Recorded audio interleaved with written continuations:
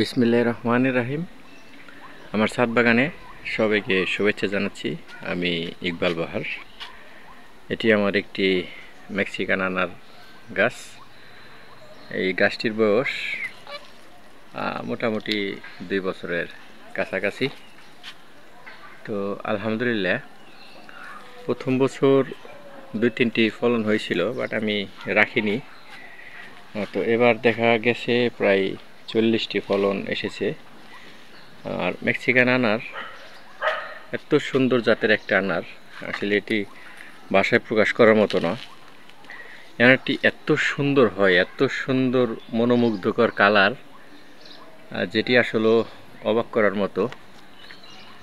আর গাছটিতে সবসময় আমি প্রতি মাসে কোনো না কোনো খাবার দিয়ে থাকি। সরিষার খোল ভিজানো পানি, এটা তো দেই অবশ্যই, সাথে রাসায়নিক সার দেই অল্প করে, টিএসপি, পটাশ, ট্যাপ, ব্রোন, জিঙ্ক, ম্যাগনেসিয়াম সালফেট এগুলা দিয়ে থাকি। আসলে এগুলোর ভিত্তিতে ব্রোনের যে কাজটা, ব্রোন আপনার ফল ফাটা রোধ করে, প্লাস ফল যে বড় হয়, কালার সুন্দর হয়, সেটার জন্য ব্রোনের অনেক বড় ভূমিকা। আসলে সব মিলে আলহামদুলিল্লাহ অনেক ভালো লাগতেছে। অনেকগুলা জাত আছে আমার কাছে, প্রায় 13-14টা জাত আছে। এর ভিতরে মেক্সিকান আনার আসলে বাগানের জন্য শুভা, খেতেও খুব ভালো, বীজ নরম। এটি আমার একটি হাফ ড্রামে আছে, দেখুন এই যে। আর এই গাছটি সম্বন্ধে কি বলবো আর পরিচর্যা হিসেবে তো বললামই কি কি খাবার দেই, আর সাথে স্প্রে করতে হয়। সপ্তাহে যদি না পারি তাহলে অবশ্যই 15 দিন একদিন স্প্রে করি আমি। সেটা হলো ভার্টিমেক আর একটি ছত্রাকনাশক সাথে, আর একটি কীটনাশক দিয়ে থাকি। যদি ছত্রাকনাশক স্প্রে করা না হয় তাহলে আনারগুলা ছত্রাক ধরে। যেমন দেখুন এই যে আমার এই আনারটি, দেখুন এই আনারটি, এখানে ছত্রাক লেগেছিল, মানে এইসব জায়গায় ছত্রাক লেগেছিল।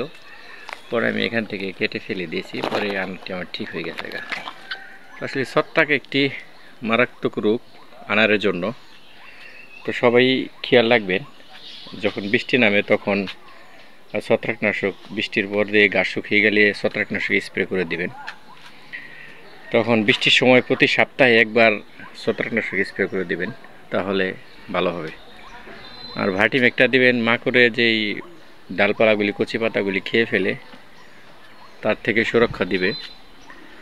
তো এইভাবে যদি যত্ন নেন তাহলে মেক্সিকান আনার একটি ছাদের জন্য বেস্ট আনার। অনেকগুলো আনারই আছে ছাদের জন্য বেস্ট, তবে মেক্সিকানটা খুবই ভালো। দেখুন এই আনারগুলা 1 সপ্তাহ আগেও এতটা কালার ছিল না, আর এতটা বড় ছিল না। আমার কাছে মনে হচ্ছে 1 সপ্তাহে অনেক বড় হয়ে গেল।